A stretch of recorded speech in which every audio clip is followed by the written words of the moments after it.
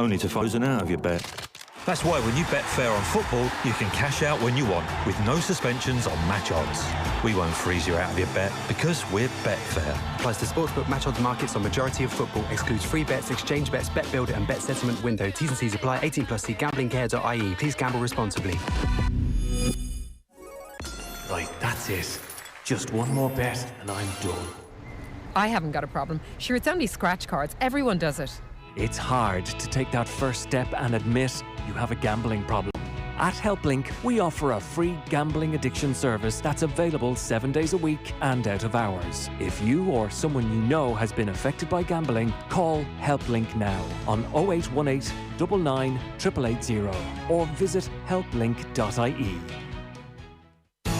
Live entertainment and events industry, National Awareness Week. On the 12th of March 2020, over 500 days ago, the commercial live event industry stopped.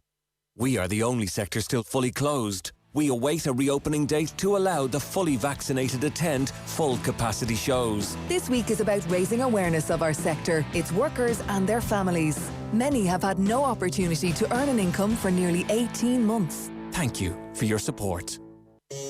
Football on Off the Ball with Paddy Power. New normal, same old football. Paddy Power. Gamble responsibly. Gamblingcare.ie.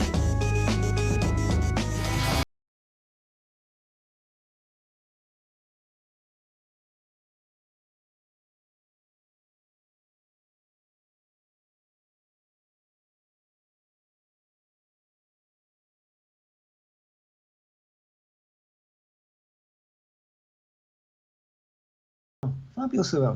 It's a nice day here in Scotland, and I've had a mad few days, a completely mad few days. But then the start of the Premier League, everyone was going to have a mad few days. Do you want me to? I'm going to tell you about my mad few days, right? Because it's dead weird. On Friday, I was doing a Radio 4 show, an arts show, called Loose Ends, and then on Saturday I was at Man United. Playing against Leeds, which is pretty exceptional, with 70,000 crowd there and 6 goals. Next day I was doing a bit at the Edinburgh Festival, the big festival, and today I've been in prison. So quite an eventful few days.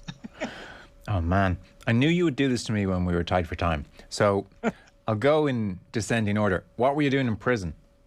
I know. I went to do a talk to some prisoners, and it was brilliant, absolutely fantastic. You know, they're stuck there for a long time, and it's really good to be able to share things and maybe get some nice messages across. And it was brilliant. It was, in fact, hopefully it was decent for them, but it's great. It was great for me. You know, just going in and understanding some of their thoughts and positions, etc. But there's a wee bit of you when they say, "What were you doing the other day?" and you go, "I was at Old Trafford, Manchester United," and they look at you as if to say, "I'm going to get you." Having this weird life. But no, it was magical. It was great fun. And what was your takeaway from their thoughts or their positions or what they threw at you? And it's really interesting because I think we've all been locked up for a while, I suppose. But the take is that they're dead keen to hear people. They don't get enough visits, understandably. They don't get the opportunities to, voice thoughts and opinions, ask questions, and it was amazing to actually get that. Although what was very noticeable that in that I was at the Edinburgh Festival the day before. I had my very posh very posh accent on, but I wasn't like that when I was talking to the prisoners, I can imagine. I'm going to pick that up with you another time, because otherwise we're going to talk for 20 minutes about that and I'll have to say thanks very much, and then we'll wonder what was that about. Spurs against Man City yesterday, I'm really curious to chat to you a bit about. I don't know how much of this you got to see, but very assured Man City start, and you were full sure, I think, that Tanganga at right back was going to have a long afternoon ahead. Grealish and Sterling in alternate turns to run at him, and he kept smashing them, and you thought, well, you're not going to last the game here at this rate. And Spurs, in fairness, calm, resolute, grew into the game, dangerous in the counter-attack, got the goal, and City wilted a bit. They ran out of ideas. This was a really interesting game. You've watched this before, we say, even back to the Champions League final. They kind of ran out of ideas. They had the plan. It was a weird one on that occasion, but when it didn't work, you thought, well, okay, what's next one? And they weren't really adapting it that much. Playing that way, and this is the way I think it's certainly the way I believe that Pep thinks about it. He thinks, keep on doing that, keep on keeping the ball, get in the dangerous positions. Vast majority of the time, you'll end up with points. That's his thinking. And sometimes it won't work. Keep on going for it. I think it's too much to take. Don't take that much away from it. First game of the season. There's players that are back that are not 100% yet. That are not fully fit. There's players missing there. I don't think they'll play Mendy left back most of the time. I don't think Nathan Ake, which hurts me because I like Nathan Ake a lot. But I think Stones is more likely to be the player that plays in that more often. You can't ignore the Kevin De Bruyne not being on the pitch at the start and not being a big part of it, which would possibly make a difference as well. And on top of that, the possibility of Kane. If they do actually get him, that would make a difference because, as we all spotted yesterday, Torres, for all the fact he's a good player, they don't need good players now. They need world-class players. This Premier League this season is going to be unbelievable. There are 4 shooting for it. Definitely 4 shooting for it. And that's not been the case for a while. And if you've not got real strength everywhere, you'll get found out. But I won't take too much away for that game. Spurs at home makes a big difference. I'd actually been to see Spurs already this season in a pre-season game down at Bridge. And I have to say, for a period, the latter part of the game, really impressed by them. Really structured, ordered well, getting the best out of some players. And funnily enough, without Harry there, they're kind of different. They're a bit different. I'm not saying they're better, but they're different. It was a real muscular, organised performance. And they could do okay this season. Don't think they've got strength and depth to get in the top 4. But they're going to be a tough team for anybody to visit. So City, a wee bit disappointing for them, particularly when you watch the starts that others have made. Their main rivals have made, but I don't think it's panic buttons yet. No, of course. For people who didn't see the game, City they had Fernandinho starting, and it was Grealish to his left, and it was Gundogan to his right, and then up top it was Sterling, as you mentioned, Ferran Torres and Mahrez. So the way it broke down became fairly apparent after about 5 minutes. It was Grealish and Sterling ganging up on Tanganga. It was Gundogan and Mahrez trying to do their bit in the right. Fernandinho pretty much stayed in the middle.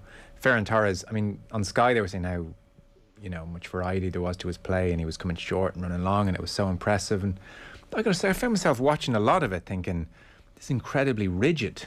The heat map, I'd say, was fairly much bang on their formation at all times. Not once did you see Grealish popping up around Mahrez and trying to do something or some kind of clever interplay. And I was kind of thinking, this is very easy for Spurs to work out almost. And what did you make of just how rigid it was and kind of slow it was and kind of turgid the whole thing was? This was like anti what you want from Man City. Yeah, and not what you expect. I agree with that. I think De Bruyne is usually the one that adapts that because he pops up everywhere and he drags people and he sees where the gaps are. Grealish, I would hope, would grow into that player as well. And there is every possibility that you can actually have 2 of them in a game and they can be completely interdependent. You can just go anywhere, move anywhere. But you maybe need a little bit of rigidity behind them. But on this occasion, But it's early, and it's early for Grealish. He's playing for Man City, playing for Aston Villa. He plays in a very set position for Aston Villa for most of the time. It's coming off left, it's picking up in good areas, and he's brilliant at it. That will be probably slightly too rigid, and it may well not be exactly where he ends up at Manchester City because of the skills he's got. What Pep's got to do, and what he's done many times in the past, is find out, okay, where are you going to be the best for us? Where can we use your skills? And don't be surprised in a few weeks' time you find out he's starting on the right and fading in for that sort of area sometimes, Grealish. Don't be surprised at that at all. It didn't work that way in this occasion. I still think it's teething problems. And there's a few of them, I do think a few of them don't look absolutely at the pace of some of the other teams. Weirdly enough, I can't give you any good excuse for that. It's just some players come back at different at different levels. But at them, not blowing people away yet. But again, it's only a game. They've had that before where they've started off a little bit sluggish and then went on monster runs. Yes. To do it, I still think they probably could do with Kane. If they can get Kane, then I think all bets are off, and I think they're favourites straight away. Yeah, and I did read they've had an interrupted largely due to COVID, but they've had an interrupted pre-season, Man City, so maybe that is factored in. Does yesterday's result have any input into the Kane situation? What's your read on what's going to happen over the next 16 days? Well, they put any money you like, probably that 100 million on that he wasn't going to go before that game, because there's no way he was going to get a game against Manchester City, against Tottenham. But, you know, it's going to be brinkmanship all the way. More often than not in the modern game, if a player wants to go and a club wants to get him and he pushes it, then it probably happens. The fly in the ointment is it's Harry Kane, because Harry Kane seems generally such a nice bloke, and it's kind of for him to behave in that way, to push it that far, he has to actually get slightly out of character. Now, he's gone kind of a little bit out of character by allegedly not turning up in time, but he probably needs to push it a wee bit more than that. Whether that's morally the right thing to do depends on one thing, and depends on what was that agreement they had. Did he really have an agreement to leave? And if he had a gentleman's agreement, I'm with him. I'll say, yeah, gentleman's agreement. They said you could go. If they're deliberately holding it up and being totally unreasonable, I'm okay with Harry just messing about a wee bit. Oh yeah, interesting. But yeah. And it's because people make you promises. I don't care if the promise is on a bit of paper or not. It's a promise. And considering what he's done for that club, if he's been let down by a promise, I think that's unacceptable. I agree with that, by the way. I do agree, because I've heard a lot of people saying, don't be so naive, gentleman's agreement, what is that? It's football, grow up. But I actually think you're right on that. The thing is, the reason why I'm doing it is because I've had them before, and they reneged on one or two of mine. And the first one I said, okay, my fault, I made a mistake, I'll never do that again. Second one, near the end of my career, I trusted them, and they didn't. So I walked out of the club. I said, I'm not coming back. Yeah, I'm leaving. And they said, well, you can't play for anyone else. And I said, so what? I care. I knew they'd come to an agreement anyway. So, you know, I think there's a morality there that you can actually hold by. I do hope Harry gets it. I mean, it's nothing against Spurs. It really isn't against Spurs. And they try and live without Harry at some point. And if they get that money in, it's about spending it wisely. And they've got a new manager in there who's a talented coach.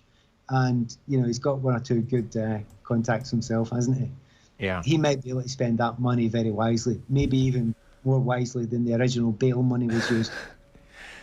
One last thought from this game, and I'll talk to you more about Grealish, I suspect, over the coming weeks, and will he pass the ball more quickly, or is his instinct to dribble, will that be kind of knocked out of him? But connected with Grealish and Sterling, Neville was on commentary on Sky Sports, and he was, like we all were, I think, looking at Tanganga in the first 10 minutes, where he had to deal with about 8 one-on-ones and smashed the players and kept getting away with it. But Neville was saying in his day, which I guess increasingly is, you know, ancient history, but in his day, what happens there is he drags Beckham back and, you know, you help me out.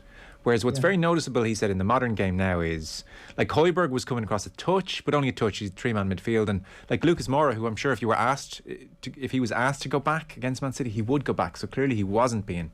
There's almost this trend now in the game where it's like, you deal with it, you're the right back, you have to be able to defend one-on-one, which is bold and obviously fun to watch. Yeah, I remember Gordon Strachan saying to me many years ago, when he was told to beat his winger by someone of the Stanley Matthews era, he said, yeah, I'll do that. I'll beat his fullback. He says, yeah, I'll do that once I get by the deep line midfielder, the covering midfielder, the fullback himself, and then the sweeper. Yeah. Right. So, because usually, you're right, it did. People were covering. I do think there are adaptations in the game at the moment that, if you look around, teams that win things are the brave ones, the positive ones, the teams that attack generally. You know, that comes from the Barcelona times, etc. But you go and look at it, and the teams that are getting the furthest now, you know, be it that great Liverpool team that win the league, be it Manchester City themselves, yeah, deal with your problem. The thing is, not that, you know, you're playing at the elite level now, you better be a good defender. So, you know, if you are somebody like Walker at fullback, you almost say, yeah, you can stand up to that. If you're one-on-one and it's Rudiger that's marking you, you're still going to have a tough job. But there's other players you think, yeah, one-on-one, party time, let's go. And you just need to believe in your fullbacks in that way. I do think that you mentioned Højbjerg, he's big for them and a little bit of cover in that area. But that's what City do. That's why they play wide players such as Mahrez and Sterling. They try to stretch you to try and get those one-on-ones. They want to get to the byline. But you're right, you've got to trust your players now and again. I think the Mourinho era was, and I'm not just talking about Spurs, I mean long before that, he was almost the epitome of that. Cover, and then we'll play when we get half a chance. It's just not the style at the moment. I'm delighted about it. Yeah. Test players, they should be good enough. Having said that, if you are getting absolutely trashed by your winger, you still bring somebody back. You still do it. Yeah. You will still do it. Yeah, no, that's fair. I'll come to Old Trafford in a second, given that you were there. But just on Chelsea beating Crystal Palace, the Traore Chalobah celebration, that was one of the moments of the weekend. I thought, I figure if I was ever in that position where you'd been at the academy all the way through and finally get your chance and finally score that goal, the initial instinct is to celebrate, and then it just hit him. It just hit him like a ton of bricks. Oh my God, I can't believe I've done this. I very rarely remember that happening when I play that hit him like that. It happens now and again, but it's such a hit and it's such a shock. I was at all the Chelsea pre-season games and he played in them all. Right. And Chelsea had something like 40 players. She was mental. Zappacosta's and people like that. People you had no idea were still at the club, right? Emerson's and, the phenomenal amount of players were coming through. And you thought, but none of them are going to get a chance. Tuchel's just having a look.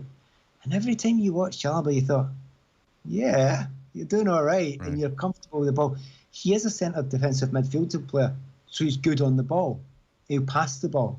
So you add that to a good defender. Party time for somebody like Tuchel, because you're coming out with the ball. And he's the one that broke through. And it was when he played in the Super Cup, that was great as well. But he still doesn't think it's real. He absolutely doesn't think it's real, because he knows that Thiago Silva's there and Azpilicueta might move back. And you're just not expecting it. And then he gets a call to play in the first Premier League game. And he looks quite cool, but he's probably in bits at that point in time. Plays well, but then when he scores that goal, that's off the scale. He would never, in a month of Sundays, seen this a month ago. He'd have thought he'd be out on loan by now.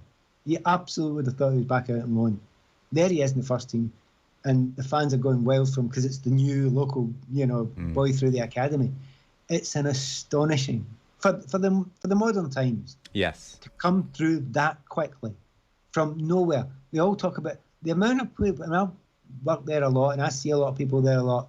He wasn't in the top 8 or 9. You're talking about Ross Bartley coming back. You're talking about Loftus-Cheek maybe coming back. The whole raft of names. His was never mentioned, and there he goes. It was a fabulous, honest moment. Yeah. And do you know, when we're surrounded just now in many sports by the journeys that people are on and the tears, which you really do wonder about. You didn't wonder about them, did you? You thought, no. Yeah. Well, and you could see it, the way the teammates almost jumped on him as they realised he was probably shedding a tear or two. And I mean, it's rare you see a Chelsea team get that excited about a goal against Crystal Palace in a match they're pretty comfortable in. It was a lovely thing. Can I say one thing about that? It's a magical thing is every football fan talking to you here. Try and think about a moment with your team where you come on and there's a new player. And then about 20 minutes in or half an hour in, you look to the person next to you and go, oh my God. And your spine tingles. I had it 2 weeks ago.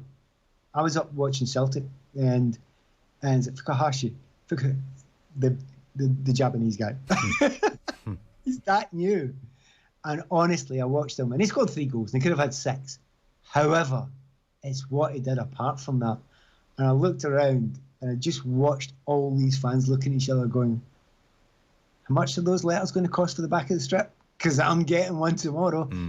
It's a magical moment for a football fan, isn't it?